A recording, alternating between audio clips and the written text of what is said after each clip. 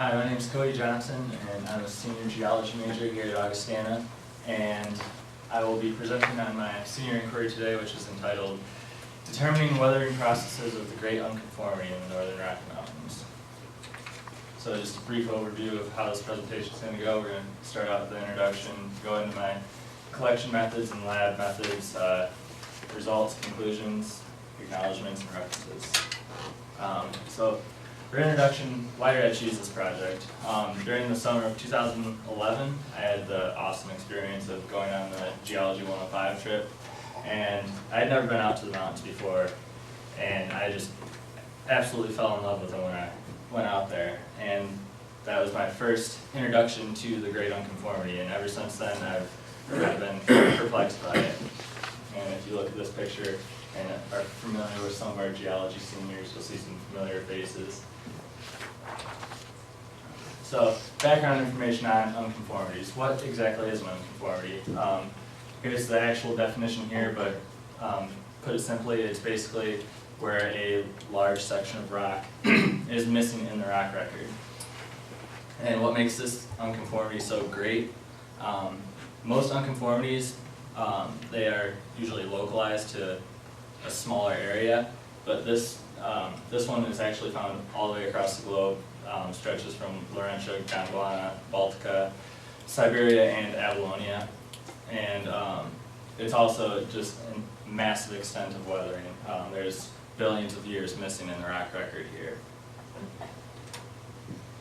So my first step of this project was to dive into the research and see what people have previously found on this topic, which I found there wasn't actually a whole lot, but the two main hypotheses that I came up with through my research was the first one, that this was due to the Cambrian Sea, which was the Sauk sequence, which is basically just the transgression of this Cambrian Sea over the continent, and then eventually the regression. And the regression would take the soil and weathered regolith, which is just broken up rock, eroded it and mobilized it, leaving the silicic mineral faces of the crystalline basement exposed for weathering. And then the second theory or hypothesis was that it was from meteoric water, which is actually just rainwater, seeping through the overlying Cambrian age sandstone. And you can imagine like taking a cup of water and dumping it in sand, it's going to soak right through. So it soaks through that and then sits on top of the granite surface, which is below this sandstone.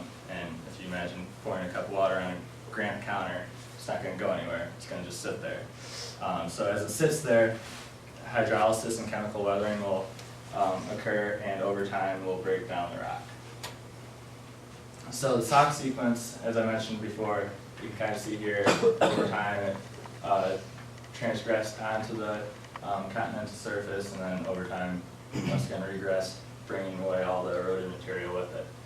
So if this is the case, in my data I would expect to find elevated levels of sodic minerals such as sodium oxide, because the sea was a salt sea. You know, it was very high concentrations of saline minerals, and there would be visible alteration in the granites via thin section, but there would be no visible alteration in the sandstones via thin section, because the sandstone would have been deposited after the Cambrian Sea had already regressed. And if it were meteoric water, you can see this is a stratigraphic column of the the northern Rocky Mountains, and this is the sandstone that I would be talking about. So the water would have to seep through this sandstone, and since almost all sandstones are relatively all silica, you would expect that as the water seeps through the sandstone, it's going to leach out some of the silica, and that silica would then sit, this is the unconformity that I'm talking about, it would then sit on this granite surface and just be deposited there. So through my data, we would expect to see high levels of silica in the granite, and we would expect the sandstone, the overlying sandstone, to be relatively porous, and we would expect to see visible alteration in both the sandstone and the granite through the thin section, because as the water seeps through this sandstone, it's going to alter it to some extent. And porosity, just a brief explanation, you can look at this picture here, these black holes here are the porosity, and that's where the water would be able to seep through. So we're expecting to see relatively porous sandstone. So for my methods, this past summer, I got a chance to go out west twice, about 2 weeks each, to collect my samples. And I was mostly focused in the Owl Creek Mountains, the Absarica Mountains, and Bighorn Mountains. In total, I had 19 samples taken. 7 of them were from the Udden River Canyon in the Owl Creek Mountains, which is right here. 7 from the Clarks Fork Canyon region of the Absarica Mountains, which is right there. 2 samples from Meadowlark Lake in the Bighorn Mountains, and I had 1 sample from Sunlight Basin, which is going to be in this general area, and that was actually not taken from the Great Unconformity, but that was actually a granite in a hydrothermal vein that we found. So we took that kind of just to compare it to our other granite samples to see if there were any differences. And then 2 samples were taken from Lead, South Dakota, which is in this little geologic blister here, which is the Black Hills. So just to give you an idea of what my sample collection areas look like, this picture here on the left is in the Clarks Fork Canyon of the Absarica Mountains.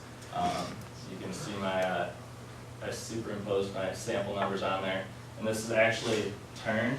So this is the granite contact right here. You can see it's been uplifted and shifted. And then this is in the Owl Creek Mountains. You can see this is just a beautiful road cut, probably the best exposure of the Great Unconformity you can find in the Northern Rockies. And you can clearly see how weathered and altered this granite is compared to the overlying sandstone here. So after my samples were collected, got back to Augie and down in the basement, went to the rock prep lab, and all of my samples were relatively this big when I first started, and so I had to split them down into more manageable sizes. So this here is my hydraulic rock splitter that I was using, and basically just over and over again had to split these samples until they were about the size of a thumbnail and a little bit more manageable to use. And it was very important to note that I had to make sure that this splitter was completely clean every time I switch samples, because if I have dust from this sample in there when I go to split my next sample, that's going to get into that sample and contaminate it for XRF data, which I will talk about in a minute. So after my samples have been broken down, you can kind of see about the size of them there. I put them into this jaw crusher, which basically has 2 ceramic plates on either side, and they vibrate really fast and break it down into about sand-sized particles. And then I took those sand-sized particles, and about 9.5 grams of sample were mixed with methanol and put into a zirconia ceramic grinding vial with a ball. And we closed that up and basically just shook it around in a machine, and that ground them down to about silk-sized particles, which you can see here. It's kind of a paste, and they were put in the oven at 50 degrees Celsius and dried out for a few days to remove the excess water and methanol. So after I had my dried samples, they were mixed with a paraffin binder, and this takes a long time to do. You have to make sure that everything is properly mixed so it doesn't bunch up when you actually make your pressed pellets. So I pressed my pellets for about 3 minutes at 16 tons, and ended up with a pellet that was ready for XRF analysis. So for my results, I used the XRF spectrometer, which stands for X-ray fluorescence, and this basically just shoots X-rays at the sample and determines what elements are in it based on how that ray is returned to the sensor. And I was testing for major rock forming minerals here, so The ones we need to pay attention to are the silica, the sodium oxide, and the potassium oxide, which are these two bottom ones. So the general granite composition as far as silica goes is right around 72%, and you can see on a lot of my samples they aren't elevated at all, and actually some of them are even depleted of some silica. And then with my sodium oxide, it's generally about 3 to 4% in a regular granite, and you can see there's no real elevated levels there either. 4.7 being my highest, and that's still pretty average. So that tells me that those first two hypotheses that I mentioned earlier probably aren't true. And I also mentioned pay attention to the potassium. Later on in the presentation you'll understand why, but that is normally about 3 to 4%, and you can see it's actually elevated here around 7 all the way up to 10%. So if these two first hypotheses that I was expecting to find, if they're not true, what's going on here? I had to look at my thin sections, and I found a lot of evidence of hydrothermal flow in multiple different slides. So this colorful area here on my slide, that is actually evidence of where a hydrothermal flow had gone through at some point. And we know that this hydrothermal fluid was rich in potassium because they actually crystallized into muscovite mica, and this is actually what muscovite looks like when magnified. And muscovite mica is a potassium-rich phyllosilicate. And also around all of these areas of hydrothermal flow, there was high alteration to the surrounding minerals as well. So just a few more thin section pictures. This right here is actually a sandstone in plane polarized view. And you can see some of the areas where there has been alteration around the hydrothermal flow. And it's kind of hard to see here, but there's the bright colors that are associated with this hydrothermal flow as well in the sand grains. So if you remember earlier, I said if this was due to Cambrian Sea, there would be no alteration in the thin sections of the sandstone. So this is kind of going along with it probably wasn't that hypothesis. And then here, this is another plane polarized view. You can see right there and right there, there's multiple hydrothermal flows, which I'm assuming probably occurred at different times. You can kind of see that they cross each other. And then in polarized view, you can see it here, and you can even see another mica crystallized right here. So for my conclusions,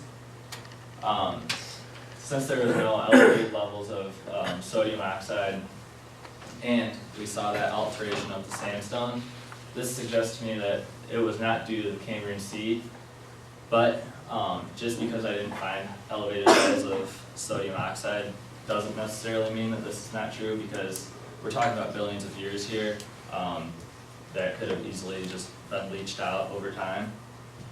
And there was no elevated levels of silica in my granites, and actually some of them were depleted of silica. So this suggests that it was not due to meteoric water seeping through the sandstone and also leaching out some of that silica. So if those are not true, what do? We have to come up with a new hypothesis. And my new hypothesis was that hydrothermal activity has caused high alteration in the rocks on the Great Unconformity, and that accelerated the weathering of the granites of the Great Unconformity. And we know that this hydrothermal fluid was rich in potassium because it has crystallized into muscovite mica.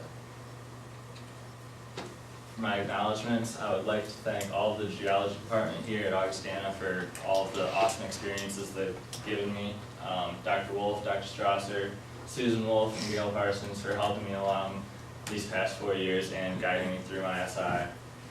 Mike Ponsetto for showing me how to use the XRF machine, and Augustana College just for funding my trip out west through Augie Choice. My references.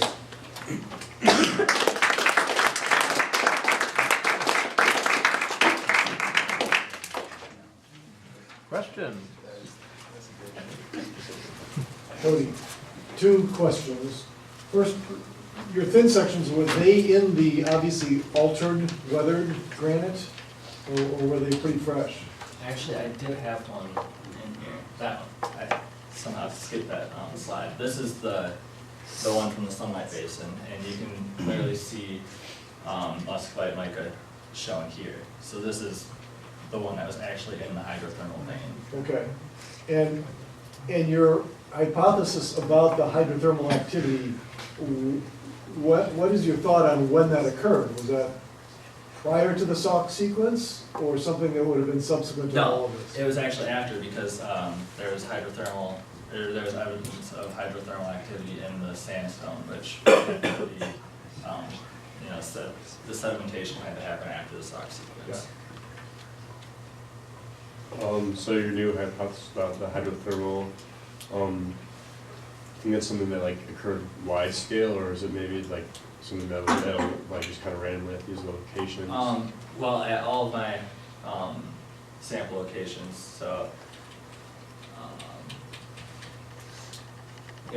I found it in every single one of these sample locations, which is a relatively vast area, and that the Sunlight Basin is right here. That was the one that was actually found in the vein.